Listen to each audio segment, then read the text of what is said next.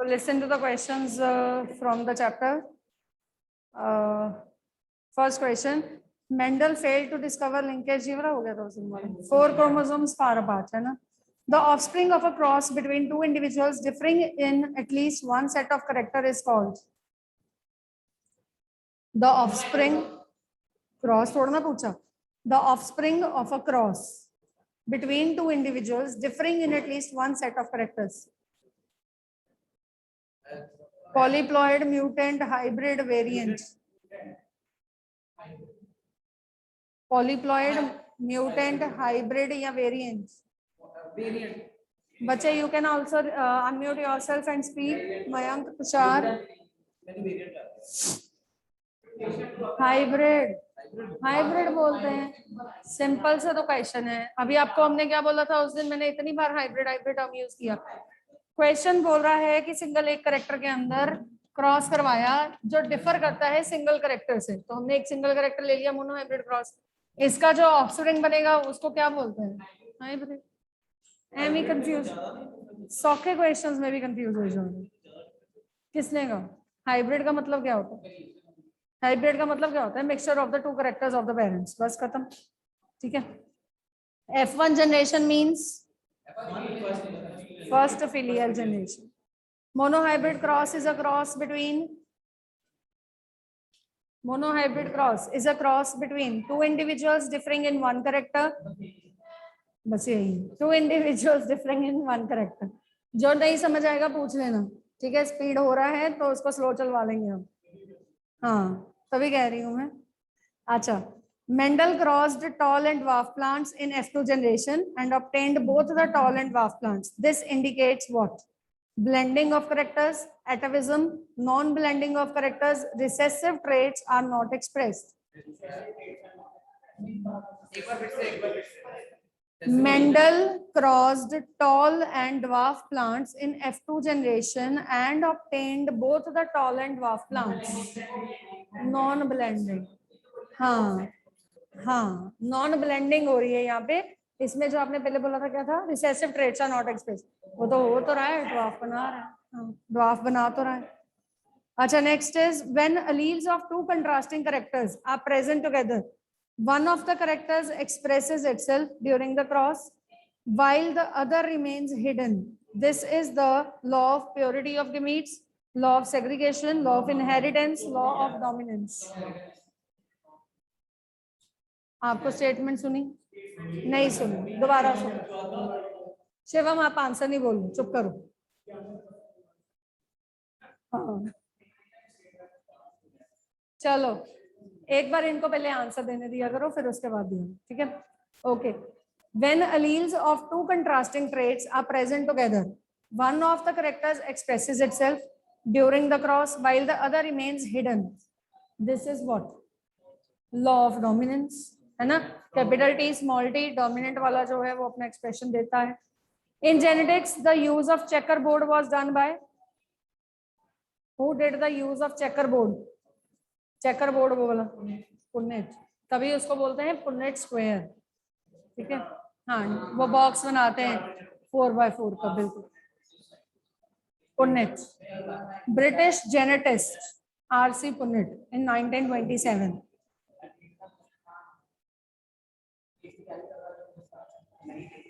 अच्छा चलो next question.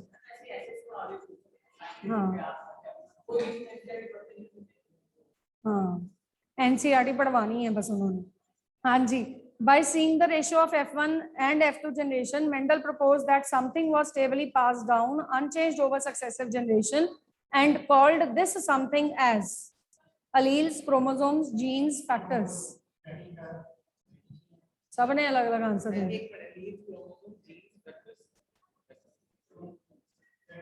Factors. Mendel ने तो उसको फैक्टर बोला था. मेंडल की भाषा में वो फैक्टर है. हाँ जीन्स फैक्टर्स. ठीक है. Factors answer. In a dihybrid cross if you get 9331 ratio it denotes that. What does it denote? The alleles of two genes are interacting with each other. It is a multigenic inheritance. It is a case of multiple allelism. The alleles of two genes are segregating independently.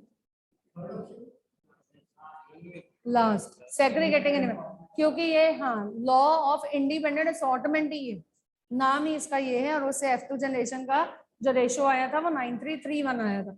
अब यहाँ पे भी आपने एक question sample paper में देखा होगा, वहां पे उन्होंने पूछा कि अगर हम डाइहाइब्रिड क्रॉस करवाते हैं तो what is the count of the organisms out of 16, या कैसे भी उन्होंने क्वेश्चन के हिसाब से पूछा, तो हाउ मच परसेंटेज या count of organism that which carries the you can say single dominant character, at least single dominant character. हाँ जैसे यहाँ पे हम एग्जाम्पल लेके चलते हैं, हमने कौन कौन से करेक्टर्स लिए थे इसमें, seed shape and seed colour लिया था ना 9331 जब हमने RRYY का किया था। तो हमें ये बताइए कि how many of these are dominating with seed colour, seed colour से dominating shows the dominating seed colour factor 12 out of 16। कैसे 12? क्योंकि हमने ये बोलते हैं ये वाला प्योर डोमिनेटिंग है, इसमें डोमिनेटिंग फीचर्स आएंगे, दोनों फीचर्स मतलब सीड कलर एंड शेप, दोनों चीजों के लिए, कलर के लिए भी शेप के लिए भी, ये दोनों डोमिनेटिंग है। ठीक है, यहाँ पे ये दोनों रिसेसिव है।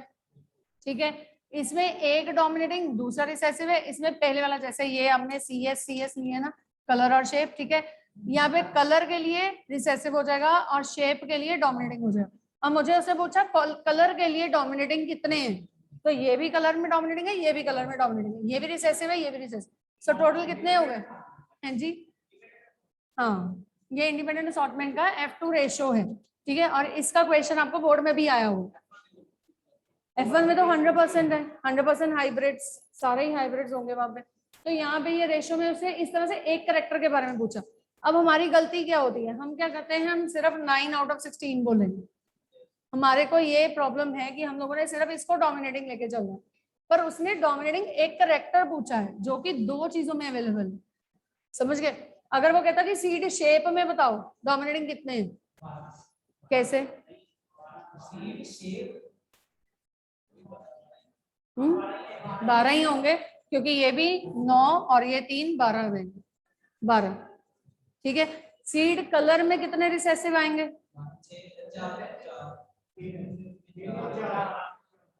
4 आएंगे कलर रिसेसिव में, 3 ये 1 ये 4, 4 आउट ऑफ 16। ऐसे ही सीड शेप में कितने रिसेसिव आएंगे? 4। ठीक है, सो ये इस तरह उन्होंने दो करेक्टर्स कंबाइन करके टोटल पूछा है। आपसे इस तरह कुछ भी पूछ सकते हैं, आपको पूछ सकते हैं having what will be the characteristics, what will be the number of the organisms having the dominating seed color as well as the full recessive organism। तो टोटल कितने हो गए? 12 ये, एक ये 13 हो। ठीक है, फुल रिसेसिव एक ही है, हाँ 13 हो। ठीक है, सो इस तरह आपको 2-3 चीजों का इकट्ठा सम अप भी पूछ सकते हैं, जरूरी नहीं उन्होंने एक ही पूछना है, सिर्फ 9331 कल्ला पूछना है। समझ गए मेरी बात? ठीक है, हाँ जी। Next is if in the F2 generation of the Mendelian dihybrid cross the number of phenotypes and genotypes are, ये देखो क्वेश्चन। अभी ये बताओ मुझे, in the F2 generation of a Mendelian dihybrid cross number of phenotypes and genotypes are, नहीं यहाँ option के हिसाब से phenotypes 4, genotypes 16, phenotypes 9, genotypes 4, इस तरह phenotypes 4, genotypes 8, phenotypes 4, genotypes 9, phenotype 16 होंगे। phenotype तो ये 4 ही आएंगे ना, phenotype तो 4 ही बस, तो वो थोड़ा ना है। phenotype तो हमें 4 तरह के नजर आ रहे हैं बस। हाँ, नहीं टोटल ऑर्गेनिज्म नहीं पूछा उसने, पूछा है the number of phenotypes and genotypes, organism exhibiting नहीं बोला। कितने phenotypes दिख रहे हैं और कितने जीनोटाइप्स दिख रहे हैं, बस इतने। 4 phenotypes हैं, 4 phenotype, genotype 16, phenotype 9, genotype 4, phenotypes 4, genotype 8, genotype 9 है, 9 है, इवन नहीं है, बीच में एक सिंगल भी आता है सेंटर में। हाँ, आपका वो रेशो आपने बनाई नहीं है, पर इसकी रेशो अगर आप बनाते हैं तो 8 तरह की अलग अलग आती है, 9 तरह की, सॉरी 4 इधर 4 इधर, एक बीच में कॉमन आता है। ठीक है, तो ये 9 तरह की आती है। अच्छा, अब इसमें फिनोटाइप जीनोटाइप क्या होता है? फिनोटाइप जब भी हम बोलते हैं, फिनो है ना, phenotype, Fino means the physical appearance, PH से याद रखना, फिजिकल अपीयरेंस मतलब दिखता कैसा है। ठीक है, उसके अंदर करेक्टर दिखता कैसे है। अगर मैं बोलती हूँ टॉल हाइट है तो वो टॉलनेस क्या है, उसका फिनोटाइप है। ड्वार्फनेस क्या है, उसका फिनोटाइप है। ठीक है। जीनोटाइप वो क्या होता है, किस जीन मेकअप की वजह से ये बना। तो जीनोटाइप जीन से याद रखना, लाइक ये है जीनोटाइप। मैंने यहाँ पे कोई नाम नहीं लिखा टॉल है कि ड्वार्फ है, मैं लिख रही हूँ कैपिटल टी स्मॉल टी, ये इसके अंदर के फैक्टर्स हैं या जीन्स है। ठीक है। ऐसे ही ये जीनोटाइप है। अगर इसको फिनोटाइप देना हो तो क्या होगा, इसका फिनोटाइप, इसका ड्वार्फ। तो ये क्या है, this is the dwarfness is it's phenotype. And what is the genotype for the dwarf character, small T small T. ठीक है। तो जब हम अल्फाबेटिक रिप्रेजेंटेशन देते हैं दैट्स अ जीनोटाइप, जब हम किसी फिजिकल कैरेक्टर की बात करते हैं तो वो है phenotype. In the F2 generation of Mendelian dihybrid cross, the number of the phenotypes and genotypes are, ये तो पूरा बड़ा प्रोनेट स्क्वायर बनेगा 16 बना हुआ है बुक में। हाँ ये देखो RRYY का।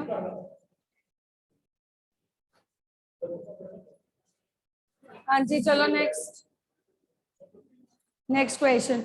Mendel's law of independent assortment holds good for the genes situated on the, कहाँ पे, non homologous chromosome, homologous chromosome, extra nuclear genetic element और सेम क्रोमोसोम। होमोलोगस शायद क्या होगा, be confident. If you know the answer then be confident. Mendel's law of independent assortment holds good for the genes situated on the non-homologous chromosome, homologous chromosome, extra nuclear genetic element, same chromosome. Online students, you also provide the answers. Mayank, Tushar, Mankirat. Homologous chromosome independent assortment की बात कर रहा है और character same carry कर रहे हैं, है ना। जीनोटाइप नहीं समझ आई,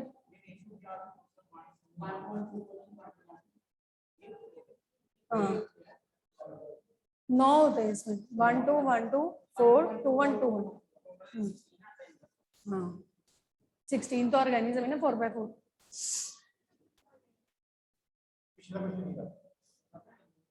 हाँ तो इसमें ये RRYY कितने सारे देखो काउंट करो, अलग अलग तरह के बनाओ ना। इसमें रेशो बनी हुई है आपकी बुक में, तो बनी हुई है, जीनोटिपिक रेशो बनाई हुई है बुक ने। तो लाओ दिखाओ, ये तो फिनोटिपिक है ना, जब आप करेक्टर लिख रहे हो तो फिनोटाइप है। ये देखो जीनोटिपिक बनाई नहीं है, नहीं बनाई ये वाली RRYY इसकी। हाँ तो सारी अलग अलग बनाएंगे हम। प्लस क्यों करेंगे, पेंसिल दो मैं बना कर बताती हूँ, कॉपी पेन दे दो मेरे को। हाँ जी बेटा, आपको ऑनलाइन स्टूडेंट्स आपको आती है ये बनानी, genotypic ratio for dihybrid cross. कहाँ लिखी है, नहीं लिखी नहीं ना, ये तो वही वाली लिखी है 9331 लिखी 93, वही तो मैं कह रही हूँ। अच्छा इसने लिखी हुई, ये बनानी आती है। ये देखो मैं थोड़ी सी बताती हूँ, बाकी आप इसको कंप्लीट कर लेना। ये देखो क्रॉस आपने किया, आपको बच्चे इसमें से क्रॉस बेस्ड क्वेश्चंस आने हैं, सुन लो। शॉर्टकट्स लगाने हैं हमने ताकि हम जल्दी और परफेक्शन के साथ काम कर सके। ठीक है।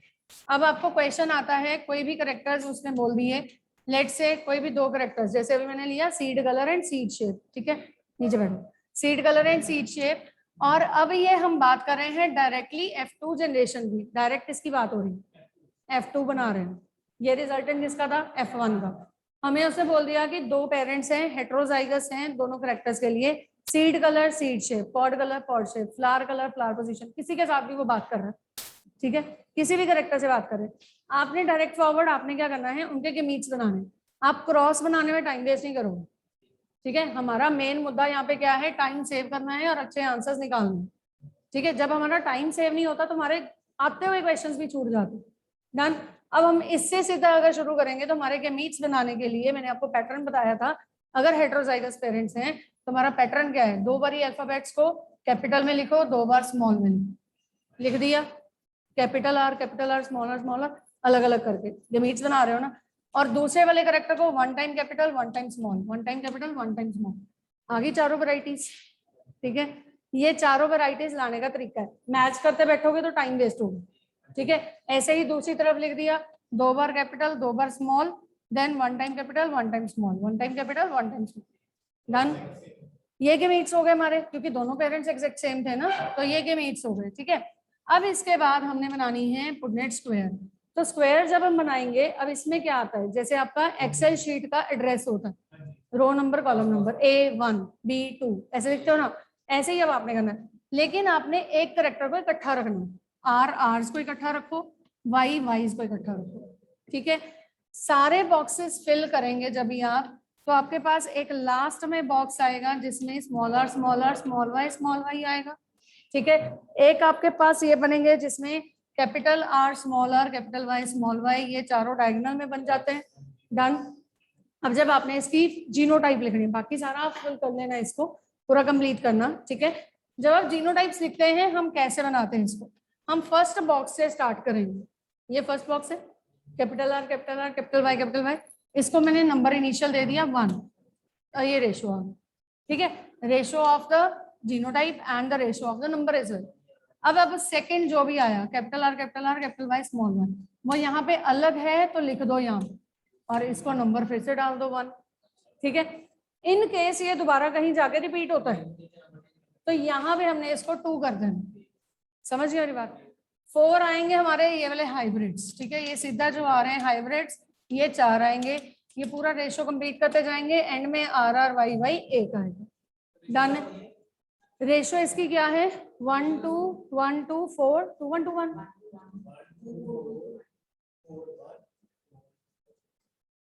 लिखवा दो, ये भी सही है। क्या है, 1 2 1 1 2 4, अच्छा 1 2 4 4 to 1 1 2 4 to 1 नहीं, एक सीक्वेंस में वैसे हम बना लेते हैं इसको, इंक्रीजिंग ऑर्डर 4 सेंटर में, फिर डिक्रीजिंग ऑर्डर, हम ऐसे बना लेते थे, पर आप इसी तरह याद हो।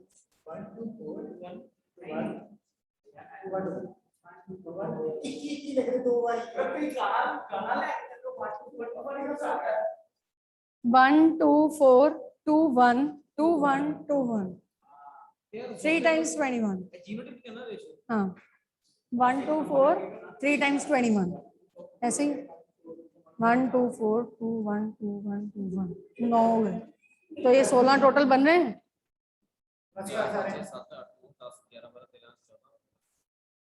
ठीक है, राइट, ठीक, चलो बस करो, वापस आ जाओ।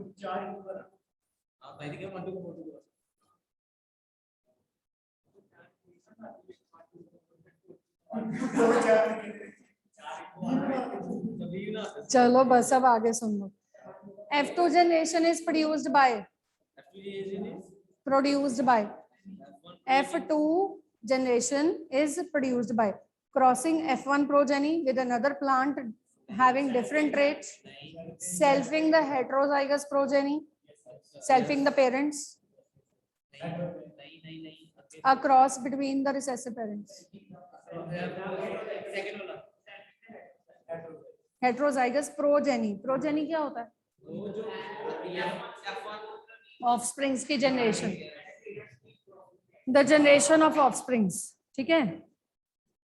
Okay, next lesson. The recessive parental trait is expressed without any blending in F2 generation. We can infer that F1 plant produces gamete by the process of dash. इसमें आपको बताना है माइटोसिस, मियोसिस, एग्रीगेशन, सेग्रीगेशन, यही 4 अक्षर ऊपर नीचे करके बताए हैं। अब सुनो दोबारा फिर से। The recessive parental trait is expressed without any blending in F2 generation, ठीक है। We can infer that the F1 plant produces gamete by the process of कौन सी डिवीजन, माइटोसिस के meiosis, why mitosis, gametes the meiosis से बनने, produces the gametes by meiosis, and allele of parental pair dash from each other, segregate or aggregate, the alleles of parental pair dash from each other and only one gamete is transmitted through generations, segregate, law of segregation पढ़ा है ना आपने, aggregate तो कुछ है नहीं। सो meiosis पहली blank में आएगा, मियोसिस गैमीट फॉर्मेशन मियोसिस से ही होता है, और सेग्रीगेट करेगा बाद में। सेग्रीगेशन मतलब सेपरेशन, अलग हो जाना। लॉ ऑफ सेग्रीगेशन किया ना तो तभी तो गैमीट्स बनाते हैं हम। ये हमने गैमीट्स तभी तो बनाए हैं क्योंकि ये गैमीट्स से सेग्रीगेट करते हैं, अलग अलग हो जाते हैं। ये 4 गैमीट्स बन गए ना तो ये 4 अलग अलग हो गए, सेग्रीगेशन। ठीक है, हाँ जी। Next question listen, both chromosome and gene that is a Mendelian factors, Gitesh listen, whether dominant or recessive are transmitted from generation to generation in which form? Both chromosome and gene, whether dominant or recessive, are transmitted from generation to generation in which form? Changed form, unaltered form, altered form or disintegrated form? Altered form. क्यों alter क्यों करेंगे? Chromosome और gene जो होते हैं dominant हो या recessive हो, जैसे मर्जी हो, वो ट्रांसमिट होते हैं फ्रॉम जनरेशन टू जनरेशन। कैसे? हाँ, तो फिर अनऑल्टर्ड फॉर्म में जाएंगे, तो ऑल्टर क्यों करेंगे? दे आर अनऑल्टर्ड मीन्स कुछ चेंजेस ही लाते। क्या चेंज आती है? वो तो एक्सप्रेशन में आती है, वो तो पेयरिंग में आती है। यहाँ पे जो वाई गया वो तो वाई ऐसे ही गया ना, उसने थोड़ा ना अपने अंदर ट्रांसफॉर्मेशन लाके यहाँ पे गया। वाई तो वाई की फॉर्म में गया आगे, है ना। वो डोमिनेटिंग था तो डोमिनेटिंग चला गया, रिसेसिव था तो रिसेसिव चला गया। Okay, next is in anterenum, phenotypic ratio in F2 generation for the inheritance of flower color would be. In anterenum, the phenotypic ratio in F2 generation for the inheritance of flower color 1:1. कैसे? ये वो है, हाँ हाँ। इसमें अब dominating जो है वो डोमिनेटिंग है, प्योर वाला। जो रिसेसिव है प्योर रिसेसिव है, लेकिन जो बीच वाले हैं वो रेड नहीं पिंक है, जिसकी वजह से 1:1 है। ये कल या परसों में किया था हमने। ये इनकम्प्लीट डोमिनेंस है, ये वाला क्वेश्चन तो पक्का ही आना है लिंकेज का। हाँ ठीक है, समझा। हाँ, ये इनकम्प्लीट डोमिनेंस वाला कंसेप्ट का है। ये रहा, पीछे आओ। हाँ, ये रेड होना था जब भी प्योर डोमिनेंट है, RR कैपिटल। प्योर रिसेसिव में व्हाइट होना था, लेकिन जब पेयर होता है तो कैपिटल R स्मॉल r का जब पेयर बना तो वो क्या होना चाहिए था? होना क्या चाहिए था? पर आया क्या? पिंक। हाँ, ये यहाँ कराया मैंने, capital R small r pink आ गया, तो जिसकी वजह से हमारी रेशो क्या बनी? 1:1। इसका फिनोटाइपिक सेम है। हाँ, फिनोटाइपिक भी सेम है, जीनोटाइपिक भी सेम है, 1:1। Phenotypic genotypic ratio incomplete dominance में दोनों सेम आती है यहाँ पे, 1:1। हाँ जी, नेक्स्ट इज को डोमिनेंस ब्लड ग्रुप वाला, AB वाला। हाँ जी, नेक्स्ट क्वेश्चन लिसन, इन 4 o'clock plants, सुनो, the gene for red flower color capital R is incompletely dominant over the gene for white color that is small r. Hence the plants heterozygous for flower color have capital R small r pink flowers. What will be the ratio of the offsprings in a cross between red flowers and pink flowers?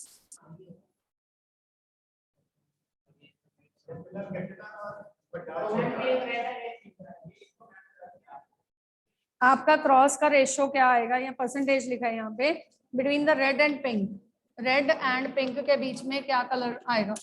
Ratio क्या आएगा या percentage क्या है? 50-50 आएगा। क्यों आएगा? क्योंकि this is capital R, this is capital R small r, है ना। तो जब ये, हाँ जी, जब ये हमने इसको सेग्रीगेट किया, आपने यहाँ ध्यान में रखना है कि capital R small r pink है, ये स्पेशल केस है। एंटीरिनम में वो नाम दे रहा है, 4 o'clock प्लांट का नाम दे रहा है वो, 4 o'clock या स्नैप ड्रैगन या एंटीरिनम लिख रहा है, ठीक है, इसी का ही नाम। हाँ, फिर आपने पिंक रेड व्हाइट का कंसेप्ट लेना नहीं, बस इसको स्नैपड्रैगन कहते हैं, 4 o'clock कहते हैं, एंटीरिनम कहते हैं, 4 o'clock। मेरा बिल्लिस जलापा उसको कहते हैं, तो उसके साथ भी इनकम्प्लीट नहीं। हाँ, एंटीरिनम स्नैपड्रैगन है, 4 o'clock में भी ये वाला कंसेप्ट है, ये लिखा हुआ है बुक में।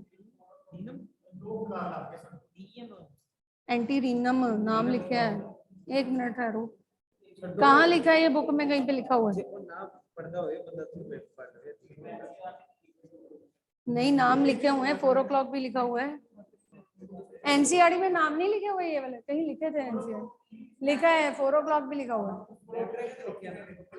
स्नैपड्रैगन भी लिखा है, 4 o'clock भी लिखा है, लाओ दिखाओ, 4 o'clock भी लिखा है, मैंने देखा है एनसीईआरटी में कहीं लिखा है, कहीं ना कहीं 4 o'clock। एंटीरीनम कहाँ लिखा है?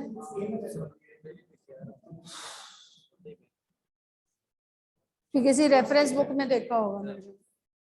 चलो लिख लो ये भी। हाँ, कैपिटल आर स्मॉल आर। तो यहाँ पे 50% हमारे कौन से आ रहे हैं? कैपिटल आर मतलब रेड, और 50% क्या आ रहे हैं? पिंक आ रहे हैं। व्हाइट क्यों आएंगे? व्हाइट तो आए नहीं, स्मॉल आर के कॉम्बिनेशन। यहाँ उसने कंसेप्ट अलग कर दिए। वो आंसर ही नहीं दे रहे, मैम के चला गया है, तुषार और मनकीरत बैठे हैं। हाँ जी, चलो lesson next. Blood group B can have alleles small I capital I A, capital I A, capital I B, capital I B, capital I B, capital I B, और capital I B and small I. D वाला कल्ला, D में ही दोनों answer दिए हो, ठीक है। AB blood groups in human beings are controlled by the gene I. The gene I has 3 alleles, IA, IB and small I. Since there are 3 different alleles, 6 different genotypes are possible. How many phenotypes may occur? 4 he blood group है, 4। वो जब आता है recessive, small I, हाँ, यहाँ आई not हो। हाँ जी, a couple has 6 daughters. What is the possibility of their having a girl next time? 50%.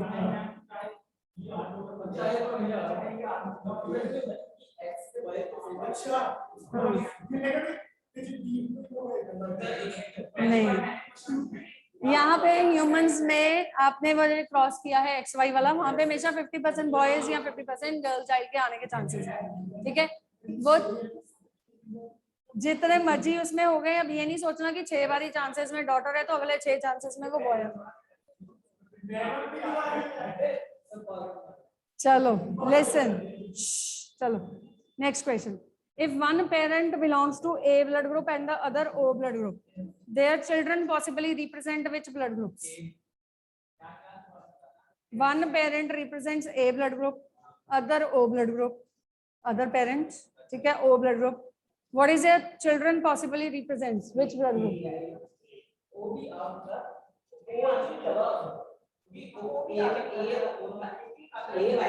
आप क्यों चुप हैं?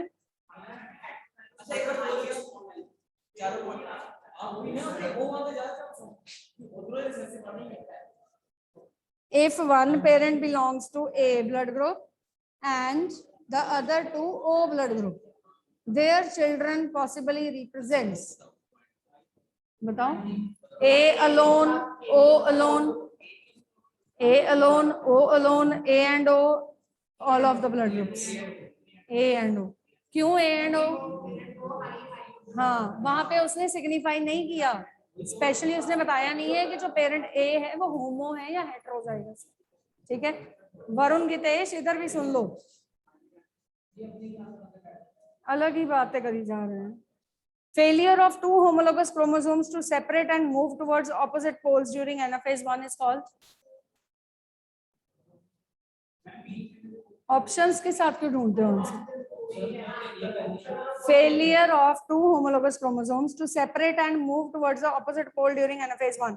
Crossing over, non-disjunction, recombination, linkage. हाँ जी,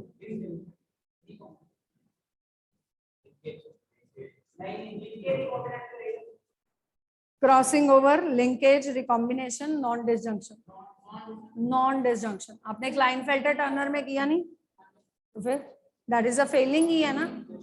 2x एक तरफ चले गए हैं, दोनों I sorry A and O blood group दोनों, क्योंकि वहां पे स्पेसिफाई नहीं किया है हेटेरो है कि होमो है। हाँ जी 2x इन माइस। कौन सा क्वेश्चन नहीं समझ आया? ठीक कराया मैम। अच्छा नॉन डिसजंक्शन। नॉन डिसजंक्शन क्या होता है कि जैसे हमने गेमीट्स बनाए हैं है ना,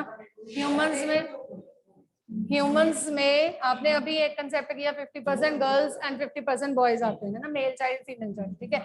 यहाँ पे क्या होता है 22 + XX है ना mother parent, 22 + XY father parent, ठीक है।